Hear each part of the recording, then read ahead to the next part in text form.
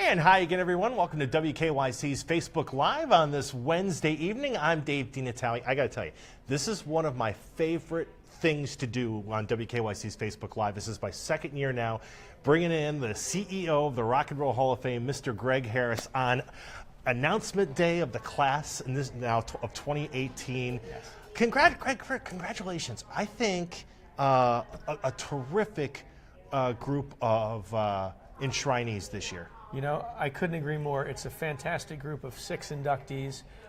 It's been a long day talking about these folks, but of the 6, 4 were never on the ballot before. It's their first time on the ballot, first time on, and they get inducted in the Rock and Roll Hall of Fame. And there's some neat stories in there. You know, the Moody Blues, they've been nominated, they've been eligible since 1989.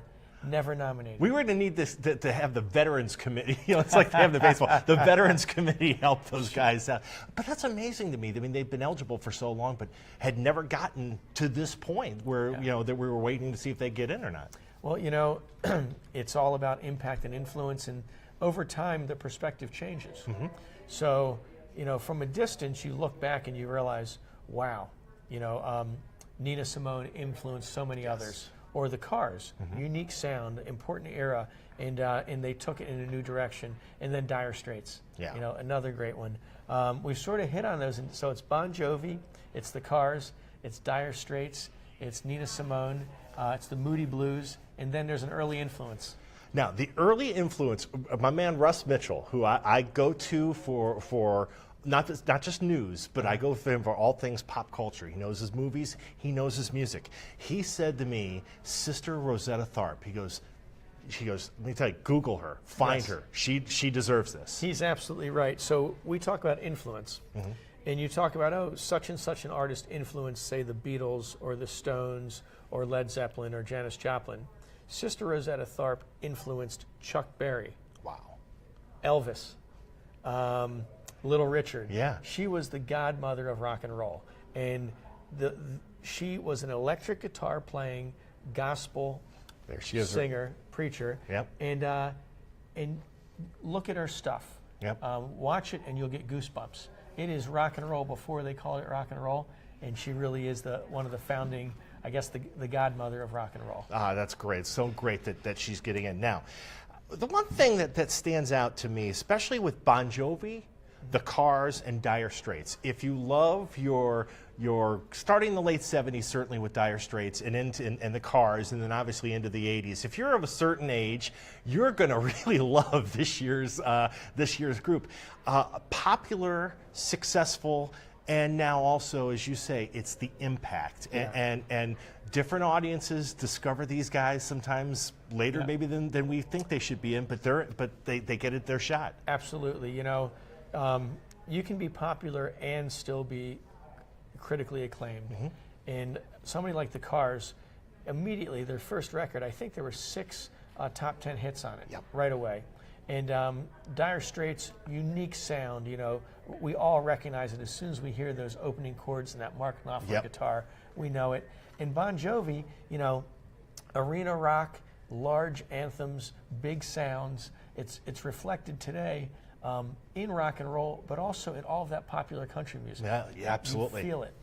You know, the thing with Bon Jovi, talking to some of the guys here in the studio about them, is that obviously they made a huge, they were as big as anybody in the late 80s, from like 1986 or so on. Then, you know, kind of, you know, John did some acting and they kind of just went their separate ways for a little bit. And they're one of the groups that kind of have had a second act, a second life. You know, Aerosmith comes to my mind. The Eagles come to my mind. That, you know, sometimes there's a bit of a break there, and then when you come back, you rekindle what you had, but you add to the audience. You do, and there's an interesting step there. I'm glad you said that at the end. They look out. Cheap Trick told me when they're playing now, they see the parents and the kids, and it's about half and half. And some of the bands you named, the Eagles, Bon Jovi, they have another generation of listeners. The songs themselves have great hooks, and they stay and they connect. So that's really important. What's fun about this class is you have that whole era.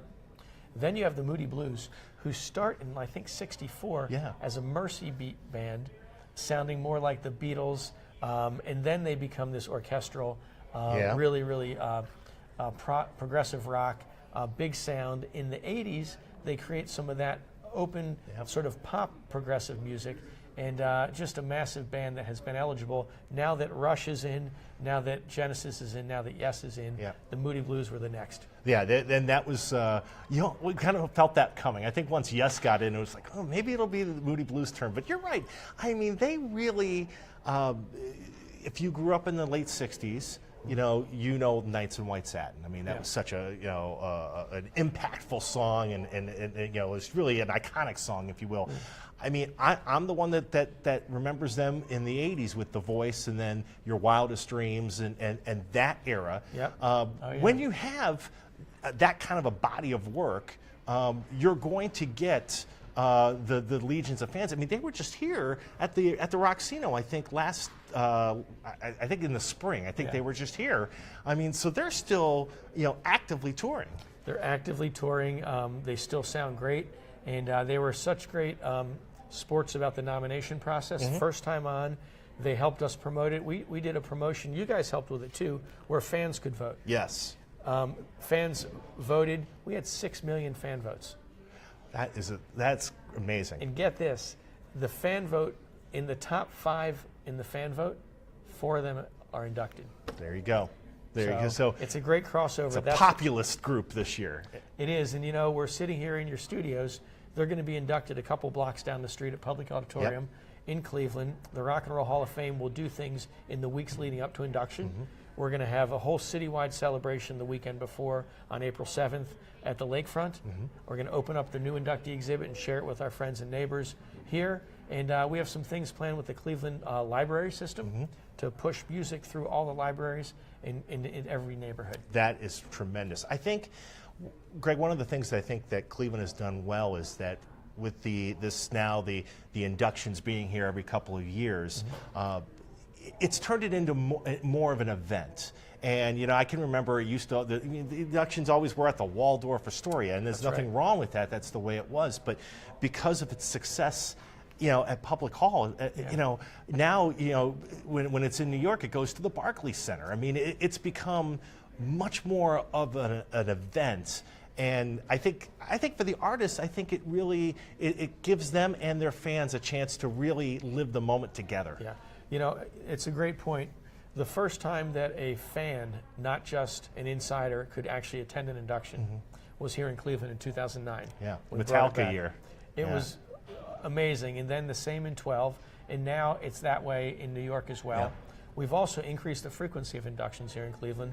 It's here every other year. That's great. And the public can attend. The other thing that you mentioned was the idea of what does it mean for the artist. So induction's special anywhere, New York, LA, wherever it is. When it's in Cleveland, the artists see the museum. They come in a day or two early. We have all these celebrations. We dedicate an exhibit. By the way, we'll dedicate the new inductee exhibit that Friday.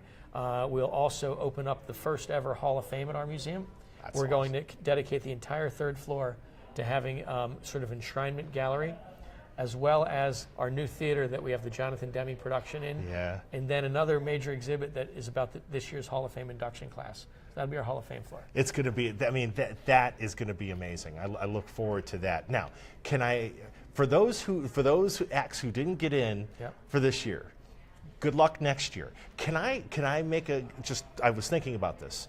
I would love to see Steve Winwood get an opportunity to go in as a solo artist. He's obviously in with Traffic.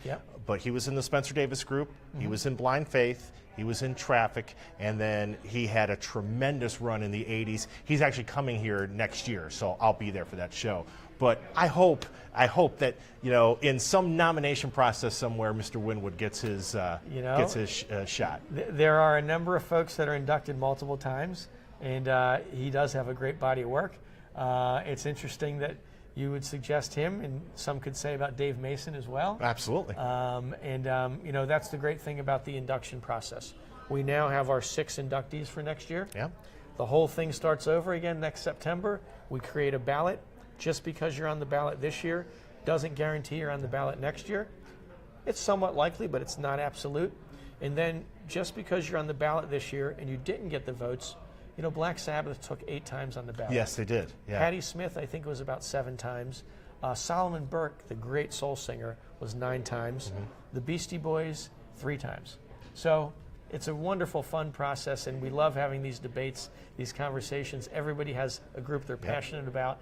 And this year, there's an awful lot of people passionate about the Moody Blues, about Bon Jovi, about the Cars. I love it. I think it's going to be not just a night to remember, but a whole experience to remember, as you mentioned, with the Hall really working hand in hand with the induction ceremonies to make the whole process enjoyable. Greg, I can't tell you how much I appreciate your time. Thank you for coming down, joining both Chris Ty on Donovan Live and yours truly here on Facebook Live. And we look forward to, between now and April, really making this a happening.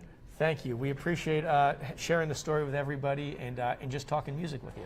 Fun being here. Love it. I love it. Like I said, I could talk to him all day. We could have debates forever. But he's got to get home, and we've got to get to more things. So again, coming up tonight, by the way, on Facebook Live, we'll have an update from Matt Wintz about 9 o'clock or so, letting you know about the weather as we continue to monitor what's happening out there with this winter storm warning affecting many of us in our viewing area.